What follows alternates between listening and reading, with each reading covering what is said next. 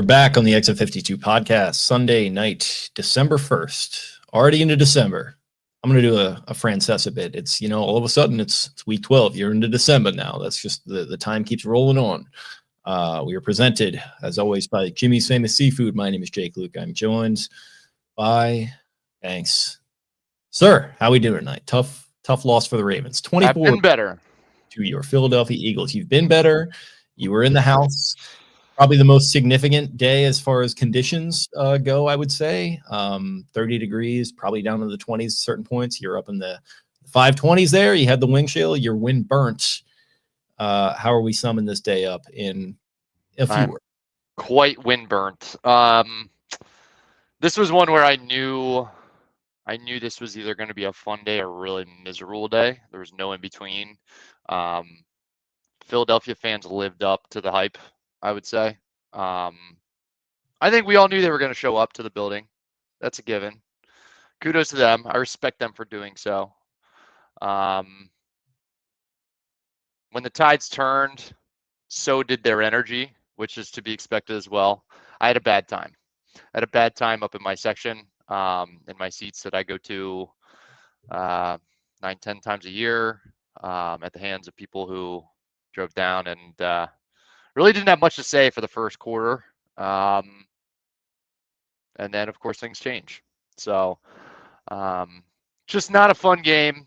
No rhythm, not a lot of energy. Missed some opportunities early to really seize control.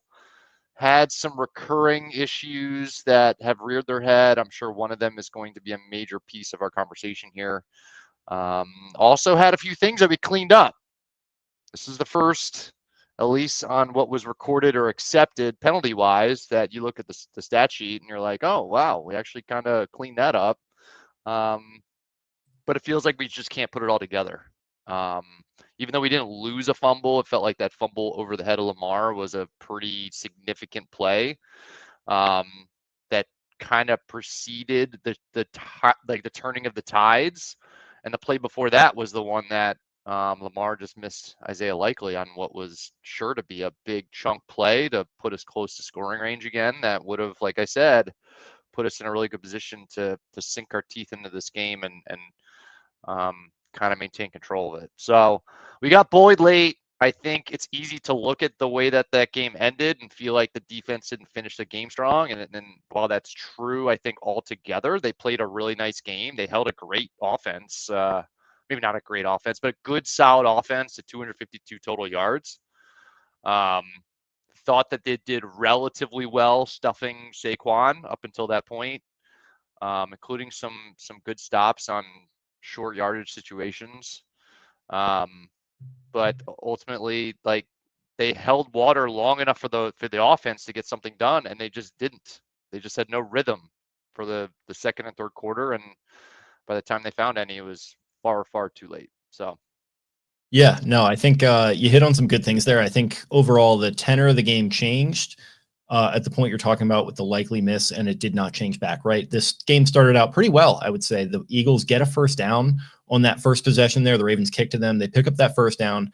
Then they get a stop on that third down. They punt it away. And I believe the Ravens, either they had a drive stall out or they went right down the field. I don't remember exactly. And they had the Lamar Jackson scrambling left. Insane touchdown throw to Andrews to go up. And then, or they kicked a field goal on the first drive, excuse me. Then it was that drive. And then story of the game today, you miss an extra point, you're up 9-0, and then you stop them again. You mentioned the miss to Likely. That was kind of where it felt like it started to change for me. That's a drive that stalls out. Then they, I think, had another one stall out, but they had a great punt by Braden Mann to down them at the 1 yard line. Ravens get a little bit of room coming out of the end zone. And then on that third down, Lamar just kind of crow hops one, just misses it to Zay Flowers on, I think, 3rd and 4.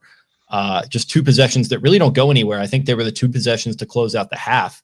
And the Eagles offense hadn't been doing much up to that point. That's when they started to pick up steam, and they go and score their 2 touchdowns where they had Dallas Goedert shaking a tackle off, running to the left pylon, and then Jalen Hurts with the tush push there that actually he lost control of, picked it up, and then plunged it in.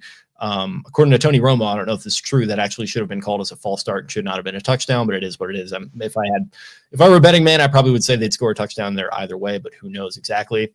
And yeah, that's kind of where the tenor of the game changed. Like I said, it just didn't really seem to change back.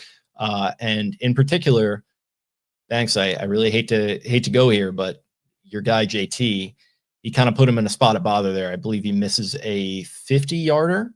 First of all, he makes a decently long field goal, and then he misses the 50-yarder, and then they're driving down at one point. Jackson takes the sack on third down. I think that puts him in a 47-yard field goal range, and you just know that it's going to come right down to Tucker in that spot, and Jackson cannot take that sack because what happens, they trot him out there, he misses, and I'm losing the exact spot in the game that was as Spenny joins us here. But when Tucker had that second miss, it just felt like things were kind of in a tough spot for them, and that might have even been coming out of the half. Actually, I'm not even sure because they did score going into the half. They got the ball out of half and they drove 5-6 minutes down the field and missed the 47-yarder. They managed to get a stop. They got the ball again, chewed off another 5 or 6 minutes of clock, missed a 53-yarder. So, I mean, you look at the time of possession, it kind of teetered back where it got a little bit closer, but there was a point in this game where the Ravens were right at about the 30, 31 minutes of possession mark, and the Eagles were maybe 17 or 18. And you look up the scoreboard and it continued to be 14-12 Philadelphia. So we were chasing that 14-12 number for a while. The defense, like I said, you missed it, Spenny, but I just said the defense did a great job of holding water for a while there, but ultimately, like, the offense just has to do something more than put ourselves in position to kick these long field goals. Like, they just got to push a little further there.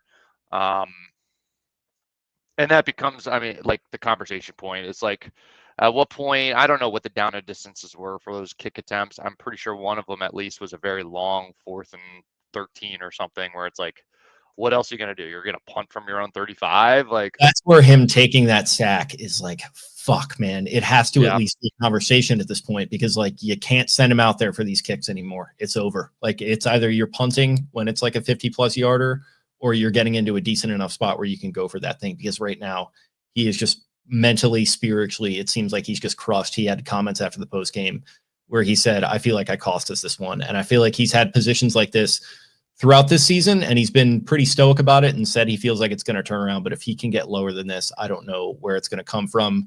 Spenny, you are Justin Tucker's biggest hater in the world right now. How about you tee off on him for a minute or two? No, I mean, I just don't really understand the sequencing of having the football.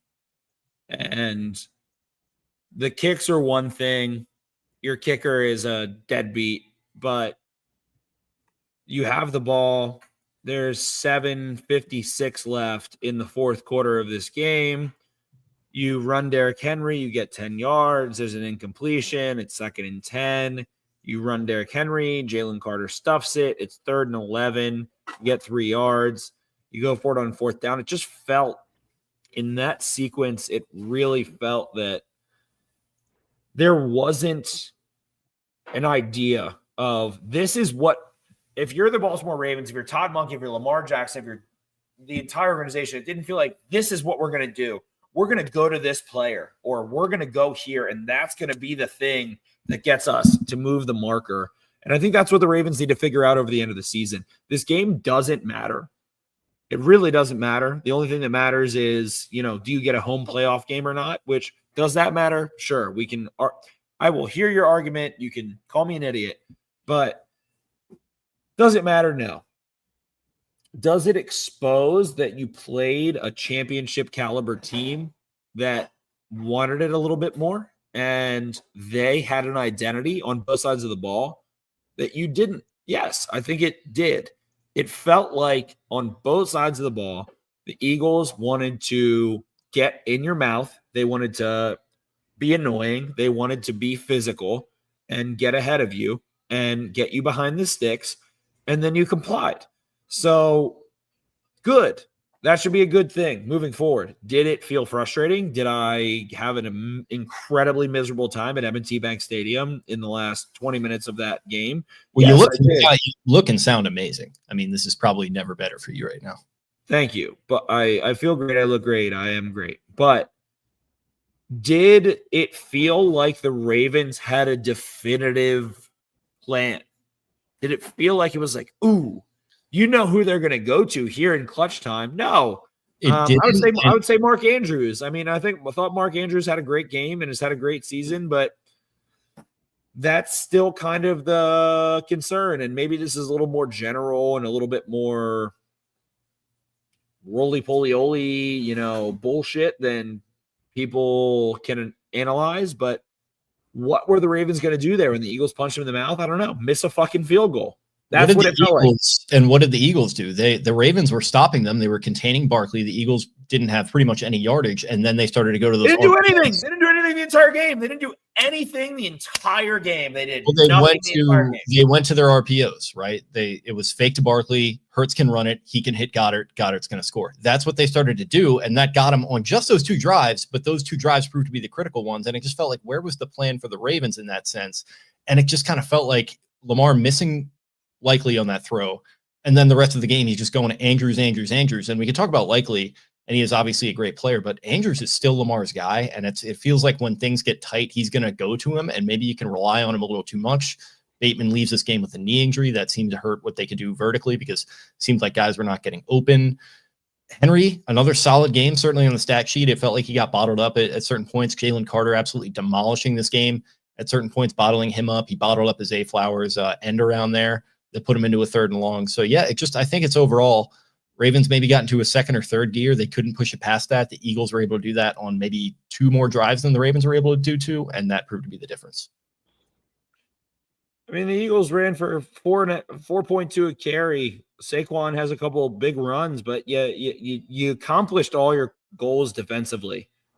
You did not let up big plays defensively, so you have to give the Eagles defense credit as well, but it felt like the identity, it felt like the entire plan was we're going to snap the ball. Lamar Jackson's going to have some guys running some routes, and he's going to make some magic. So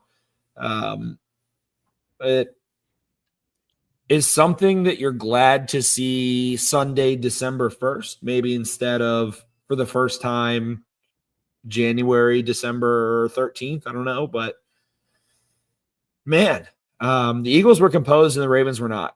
Jalen Hurts was composed. Lamar Jackson was not. The kicking shit, I don't know what to say. I mean, simply, that's a part of the sport. And if you can't have 3 points from your kicker, then you don't get them. So you got to score points other ways, right? So, what did the Eagles do in this game? What did the Eagles do in this game? That's what's going to drive me. That's what's going to make me peel my own face off. What did the Eagles do offensively, defensively? Jalen Carter, you mentioned, Jake. Yes, absolutely. Coming downhill. Great defensive front. Always have been. But what did the Eagles do? Why couldn't you win this game? Why couldn't you move the ball? Why couldn't you score the ball in the red zone? Run Derrick Henry to death. Run Lamar to death. I don't. Lamar had a comment after the game that his mom was cussing him out for not tucking the ball and running with it. And that's another thing. We talked about this the last couple of weeks. Bro, you're the best player on the field right now. Just pull the ball down and run with it. There were a couple times in this game where I was like, man, just even if it gets you into 4th and short, just do that. Then you can lean on Henry or go to the option. It just feels like I don't remember what the thing was last week. Or it was Tucker last week. It was aim right. He pushes it, but right. It's is truly it being everything that simple. Is truly it being like Lamar having his mom tell him hey buddy, go ahead. Just you're Rick fucking Dalton. Don't take what they give you, man. Yeah, just be you. It shouldn't be that difficult sometimes. And it feels like maybe they've lost a little bit of that in the sense that he is one of the best, if not the best pocket passer in the league this year. He leads the league in passing yards. He's made that an evolution of his game, and it's great. Obviously, we saw him take that big step last year, but at a certain point, sometimes you just gotta dance with the one that brung you. You got to go back to the well. And I definitely, if he had done that a little bit more today, maybe that would have proved to be the difference. Obviously, it's they get a garbage time touchdown there, but it's essentially a 2-score loss that you have here at home. I don't know, man. Sometimes you just got to trust yourself and cover. It felt like there were these moments of Henry and Lamar where, I'll think back to maybe a Gus Edwards, a J.K. Dobbins, but it just felt like there wasn't this like, we're calling a read and I know who's getting the ball and I'm running behind you and you're going to go up and block and things like that. Just, I think those could be a good thing. I think all of these kinds of little lack of identity pieces in this physical game against a really good team could be good, but you need to fucking answer the bell still. It wasn't physical enough, and it should have been. And it comes back, Jake, to the point that we've made where the temperature of the game was easy to read. The Eagles weren't going to fuck up. They weren't going to try and bomb the ball. There wasn't some trick play coming. They were going to punt the ball. They were going to run the ball. And the Ravens couldn't play that game. And that's why they lose in the playoffs. So again, you got a little bit more of a bite, and there were some moments, there were some plays, and I'm sure, Brian, you're like, but you still couldn't play the cool, calm game and come out on top. So I'm not confident in this Ravens team to win a Super Bowl, to win an AFC championship, to win 2 consecutive playoff games until I see them smother. They need to be able to smother a game. They need to be able to take a fire and just eliminate it. And I thought that's what the Eagles did today, more or less. And the Ravens couldn't. And I think that is their Achilles heel. They can't smother a fire. They can't just be like, oh, cool, we'll play that way. And the kicks. Herein lies a little bit of a difference between the 2019 team with that extravagant offense and the 2024 Ravens and that offense is we got a taste of that, a grimy, slippery game against the 49ers that required a little bit of a different attitude and effort, and they went and did that. Obviously, the outcome at the end of the year is what it is, but like to your point, I got to that game and I saw the weather and it was colder than I even thought it would be. And I was watching the forecast all week knowing it was, okay, this is going to be a different kind of football game. This is going to be a great test for us to almost like simulate or replicate all the conditions we saw against Houston and Kansas City last year at home. That should be exciting. I was excited to see this team get tested in that type of situation, and they fell flat. And to your point, Spencer, as well, just you saying you want to pull your face off. I got a taste of hell on earth today, and it is knowing in your heart of hearts that the Eagles truly didn't do much of anything to go win this game other than just kind of exist and do the small things. But that's the entire point, right? But hell on earth is being in that section with a bunch of drunk Eagles fans. You didn't winning their 8th straight game in that scenario, but you just can't say anything. There's nothing you can say. You can't say to them like, hey, great job, just kind of keeping on there and just, playing 60 minutes of football. Like, it's infuriating. My mind goes to the Phillies series over the summer when they all came down, and like you can't say that they didn't show up. I mean, you got to give them that. I was at the game that they won there on Father's Day, so that obviously I could talk a little bit of smack in that. But those motherfuckers show up and they're ready to cheer and do their stupid little like bird thing, whatever. I don't know. In my opinion, the Eagles are the better team than the Ravens, and it doesn't really matter. The only reason I think they're better is because I think they know who they are, and I don't think the Ravens know who they are. I don't, and a lot of that is probably in real time. Because I've gone this long without shitting on Justin Tucker, but Jesus fucking Christ! If you know who they when they knew who they were last week, bro. That's the weird thing about it. Like they absolutely knew what they had to do in that game. They go for those 4th downs. It's going and doing the 2-for-1 before the half and coming out of the half. Like it feels like sometimes they have it, but not every game. It does feel like it just doesn't always all come together, which is kind of a thing that's being said. Jalen Carter and that Eagles front came and punched them in the mouth. The Ravens wanted to run some gun stuff with Derrick Henry where he's kind of grabbing onto the ball and then moving forward, not quite going downhill. Where was the play where you thought, oh, Todd Monken, Lamar, the Ravens, they saw something, they said something, to quote the DC Metro or the NYC Metro. There was no trickery. It was kind of just flat. it was kind of flat, and then it got flat, and then you missed the kicks, and then it's like, all right, we're going to run some routes, and Lamar's going to run around and throw the ball, and it's just it was just very unimpressive. I was unimpressed by anything that Todd Monken, Lamar Jackson, John Harbaugh, anyone on this Ravens offense had to do or say today. I felt like there were plays along the way where they could have picked up on the idea of like, okay, this kind of shit is just not going to go. Like they ran the, I don't know if it was a jet sweep or whatever to Zay Flowers and close to the red zone, maybe on the fringe of the red zone that got absolutely snuffed out and stuffed. It's like, yeah, no, they're just getting deep into our backfield. We just have to do something penetrating right upfield. Yeah. So just not much of an adjustment there. I don't think there was a good game plan this week in general. I don't think the offense felt definitive. I think it was a little lazy. I think it was I'm actually going to say it was the most lazy. We'll go back and put it under the, the little Ross Gallagher freaking, dust and fine tooth comb. But I think it was the most lazy game plan I've ever seen out of Todd Monken and Lamar Jackson and John Harbaugh and everyone. And,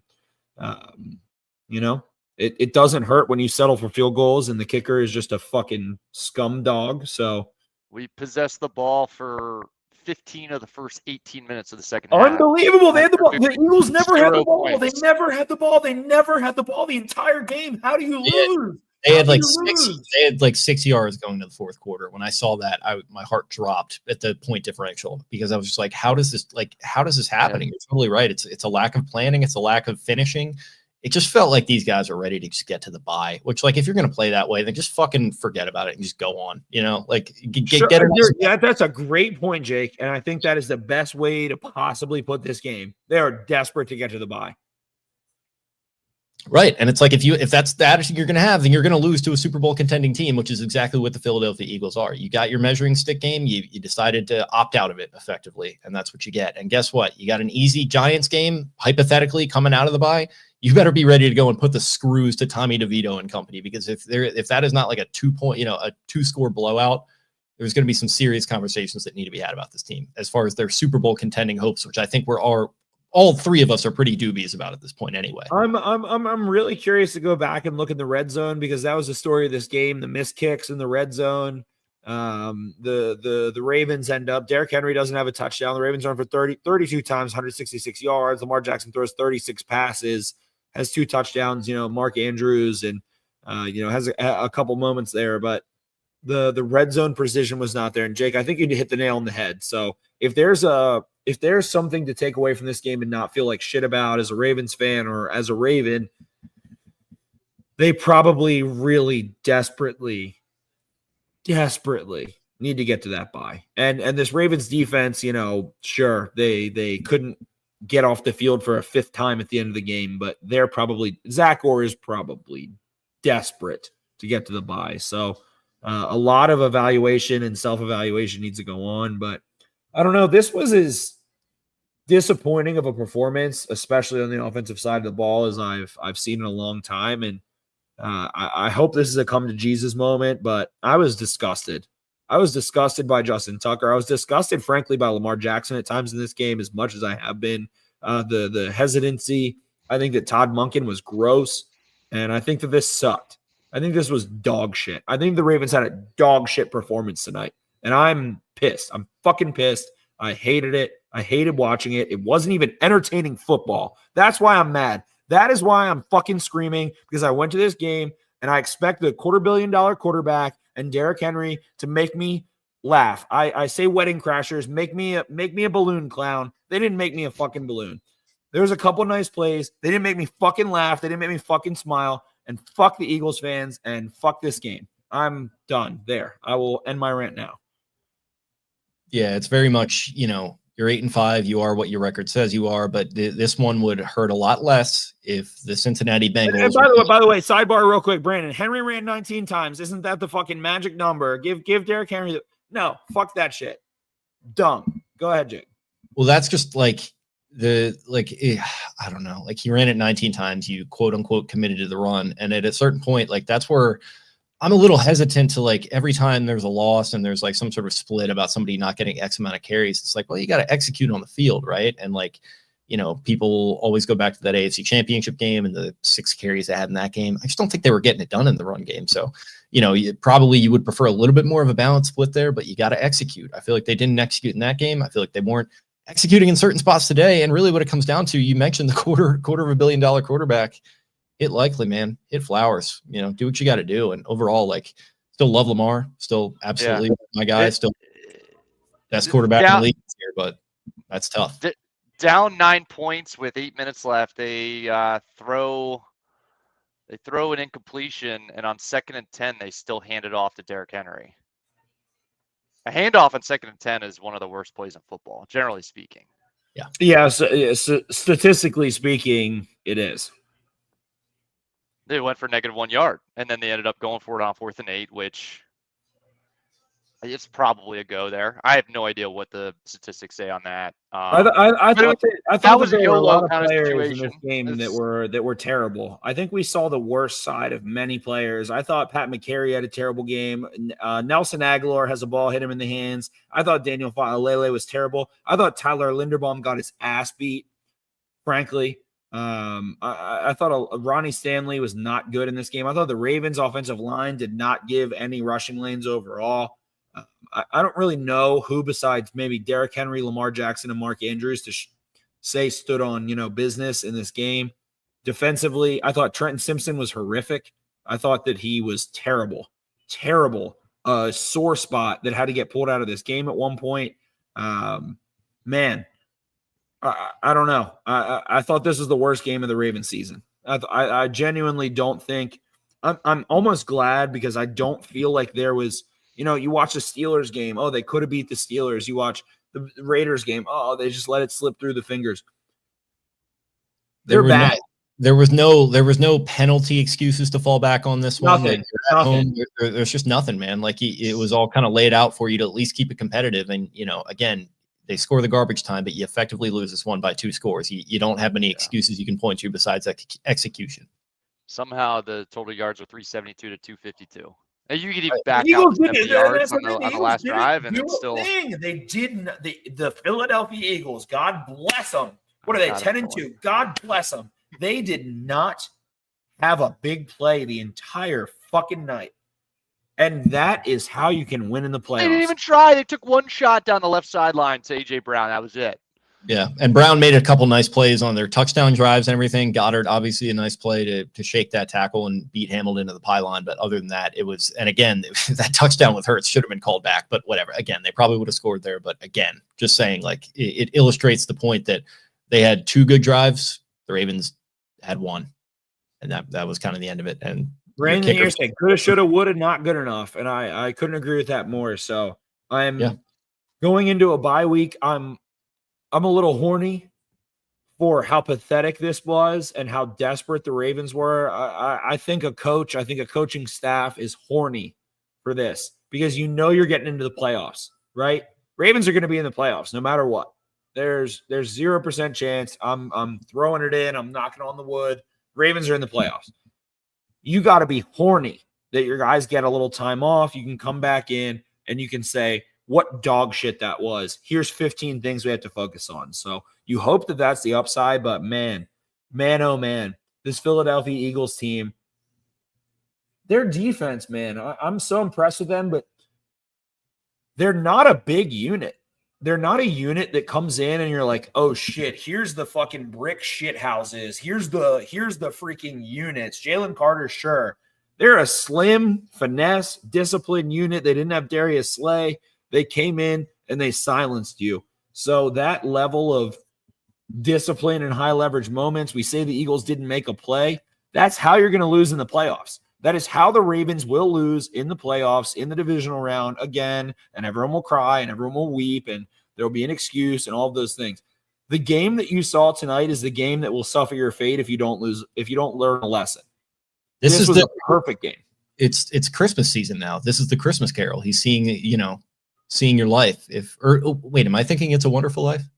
Or am I? No, It's Wonderful Life is the broken banister. The broken banister. The ghost of Christmas future. That's what this is for them. This is yes, well said. The ghost of Christmas future was tonight.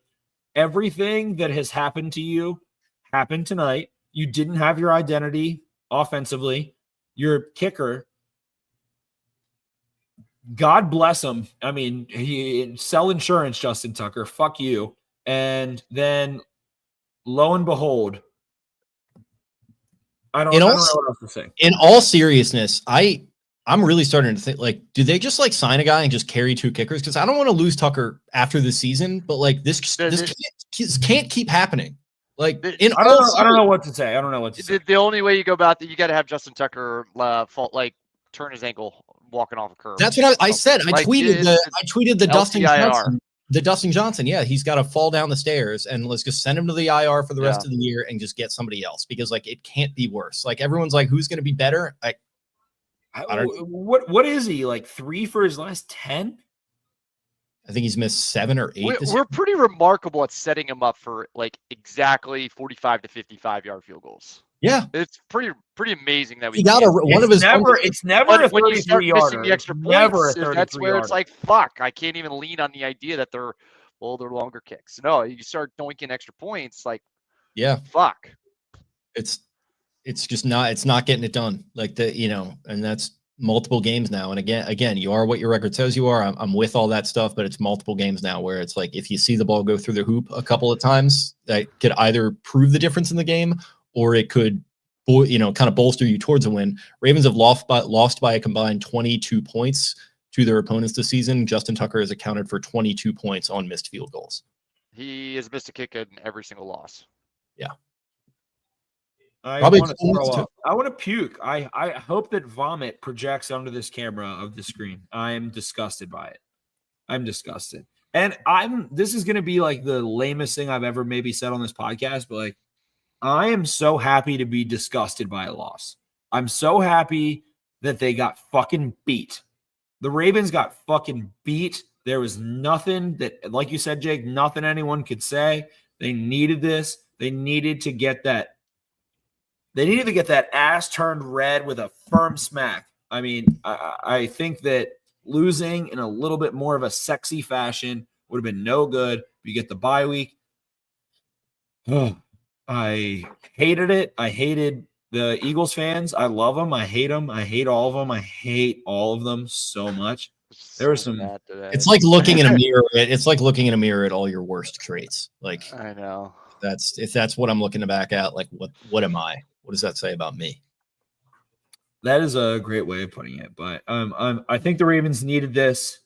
Not good enough. Lamar Jackson, not good enough. I will say we're going to blame the kicker. Not decisive. It was the same thing we see against the Steelers and the Chiefs. Not decisive. Not decisively getting the ball. Rashad Bateman goes out in this one, but ball's got to come out. Ball's got to come out. You got to run. And he makes a comment like, "Oh, my mom told me to run." It's like, am I fucking insane? Am I fucking a crazy person? Am I psychotic? That is what it takes to make you go scramble for first downs? Am I losing my shit, Justin Tucker, that you said you just need to aim a little right? I know that's not true now. At least that makes me feel better. But Lord have mercy on my soul. Fucking take off, brother. Please, God, please just run for a first down. Please just run. Please. It's cold. It's December, baby. It's cold outside. Just fucking take a first down. What is going on? I feel like I'm fucking high. I feel like he needs to do a little bit of, and that happens from game to game. And this is a false comment. Realize what one light's not horny for football. I'm always horny for football, Brandon. The first down, the call it a exchange rate for a first down changes from game to game. Certain games, first downs are worth a lot more than first downs in other games. This was a game where a first down is worth a hell of a lot. Like, just go take it. It's right there. It's a field position game. In a field position game, you got to make your fucking kicks and you got to have good punts. And the Eagles had good punts. They made their kicks and they played the field position game pretty well. I mean, that's don't take the first down, take your shot down the field and try to wait for something to open up against Tampa. But in the cold, with not moving the ball whatsoever, no flow, like. This is a referendum of your coaching staff. This is a referendum of your fucking coaching staff. And Nick Crackhead Sirianni, who literally has as many screws loose as Jack Nicholson in The fucking Shining, shaving his head, is the one that is calmly punting, kicking field goals. Jalen Hurts, who stays on neutral, doesn't turn the ball over. This is playoff football. You just saw playoff football. Learn your fucking lesson tonight, now. Learn your lesson. Hear me working with you. Don't hear me typing whatever the fuck you hear me doing it when I'm in here. That means that I am working. That means don't come in. That's my Nick Sirianni in The Shining. Big Dom, light of my life. Speaking of light of my life, that thing is flickering on and off. What's going on there? What's going on? I don't know. I'm just horny for better. I'm horny for better than this. And I'm a brat for saying that. I think the Baltimore Ravens are an outstanding team. Let's go see. So the Eagles, oh my God. How many plays do you guys think the Eagles had of 20 plus yards tonight? One play. One, two, one. One play of 20 plus yards. How many do you think the Ravens had? 4. 0. 1. No, Zay Flowers early. 1. Ravens had 4 plays of 20 plus yards. The 4 plays of 20 plus yards tonight. So, Jake, we've talked about this. This is the issue with the Pittsburgh Steelers. They refuse to accept what the game is. They refuse to accept running the ball 3 plays in a row and maybe a 4th time in a row. They refuse. I think it is a referendum. We're going to have referendums on this loss, of which I consider to be significant as opposed to maybe others. But of this coaching staff, you have to recognize the game. The air is pumped out of the ball. You know, you wish your kicker makes a couple field goals, but Lord have mercy, run the ball 3 straight times out of I formation, impose your will a little bit. I thought the Ravens got there at times, maybe in the second and third quarter, but you look at this game, and like you said, Jake, it's a ghost of Christmas future. You know what's coming. You know what it looks like. You can taste it. Do not secede to this game again. 4th and 7 at the Philadelphia 35 was the second miss, the 53-yarder. That's a go the rest of the year, correct? They did that against the Dolphins last year at this time. It was a 4th and 7. You hit likely, it turns into a touchdown. That's just. I mean, I don't know what to say. If your kicker can't make a field goal, the other one was 4th then and everything 19. beyond 45 yards is a fucking go. Yeah, I mean, it's just you're at that point now. Like it's not tenable anymore. If you get inside 40, sure, send him out there. But like it's cratering towards one of those like 4th and 12s where Lamar takes a snap and punts it himself, and that has high possibilities of.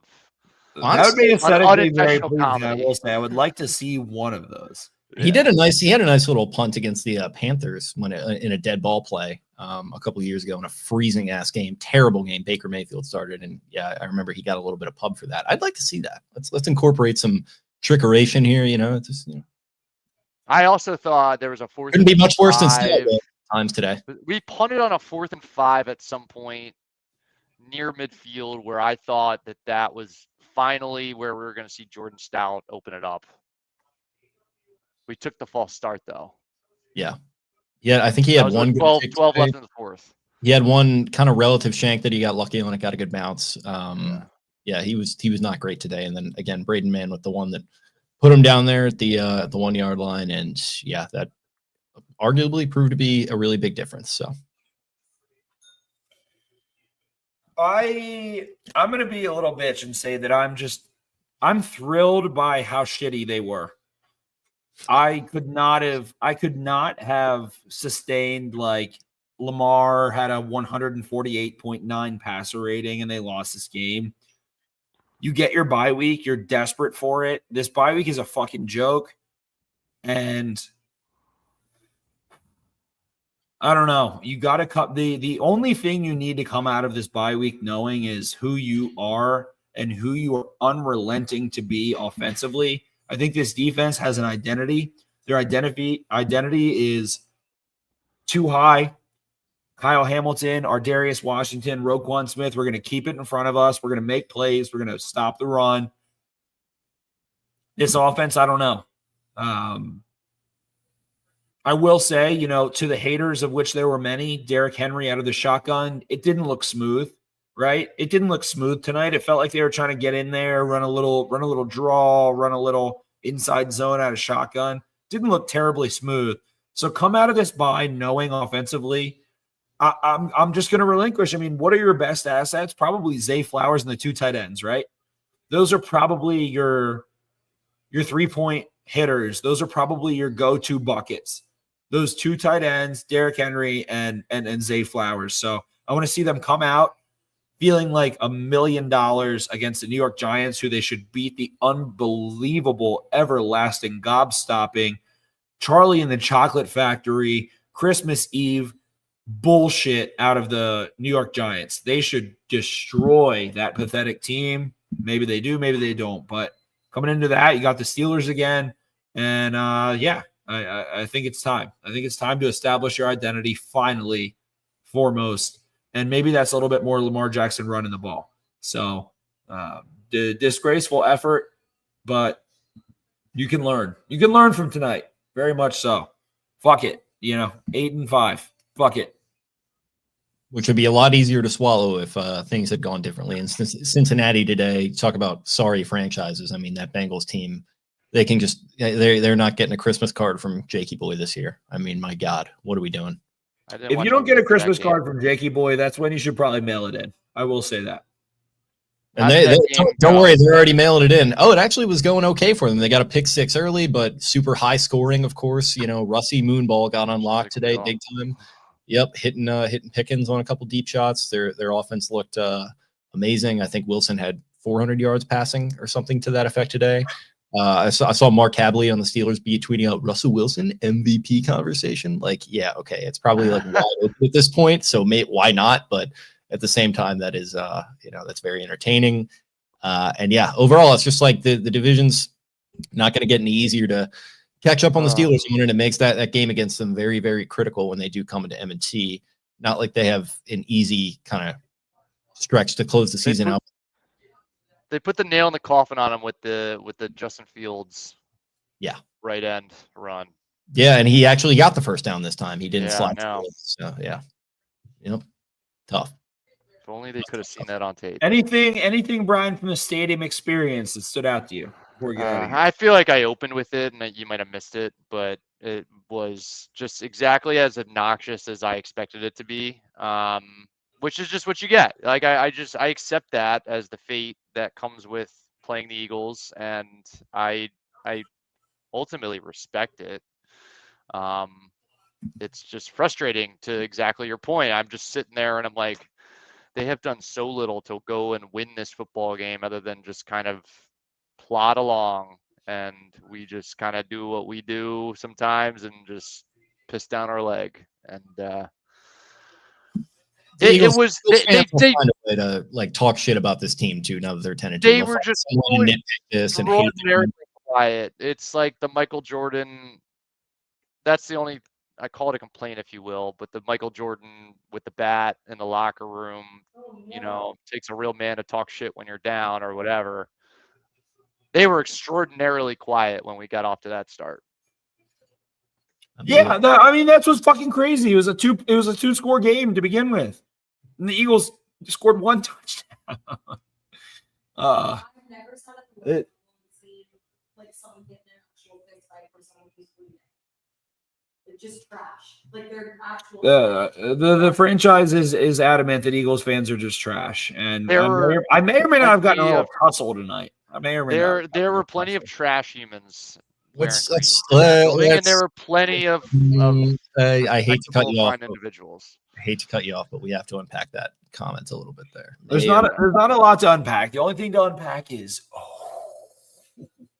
should I see the is that what you're getting at? No, I mean the bathroom situation, the Eagles fan situation. I mean, it was what it was. There's a lot of words exchanged. There's a lot of young Ravens fan, little teeny tiny bicicleta that were not being given the opportunity to go to the bathroom. So I opened my mouth a little bit and cleared the way, and here we are. And then you walked out there flexing and yelling, "I don't lose!" Right? Is that what happened? I don't lose in these shoes.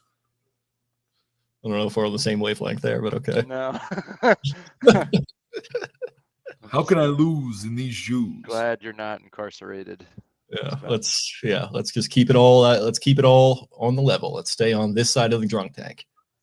I've been on this side of the drunk tank for a long time. I will say the Eagles fans, they deserve a jail in their stadium. They do deserve it. They don't have that anymore, but Lord have mercy on their souls. Krabby Snacks and Homemade. Shout out to Bradley Cooper and Jennifer Lawrence. I took a tough L when my winter hat, which was in the right sleeve of my starter pullover, how little pouch sleeve thing, fell out of my pocket in I don't know what we should honestly term that area in Lot H, the woods that everybody pisses in.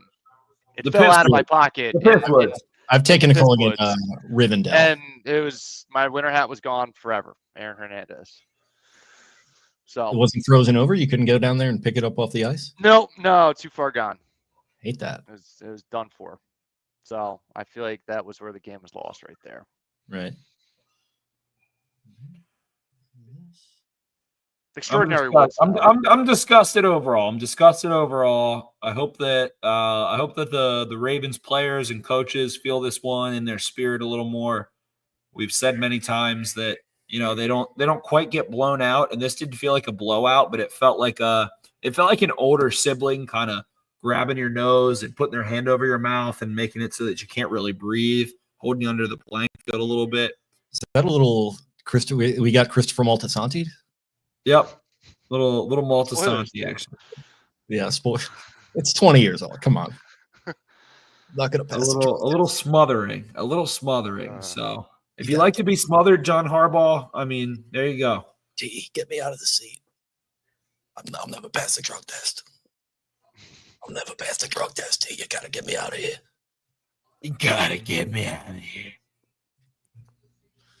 All right. Anything else to vent? Fucking figure it out with Derrick Henry a little better. Be a little smoother with the big fella. Big fella needed to be rolling a little. What is it going to take? That's the thing. Like, he's going to get 80 yards in any game. Like, that's his baseline. If you want him to get 120, you got to get a little bit more creative. You gotta know when to use him a little bit better. Like, it just felt like the baseline kind of thing from him today, which is still play good. I liked was the little dump to him. Yeah, no, play action.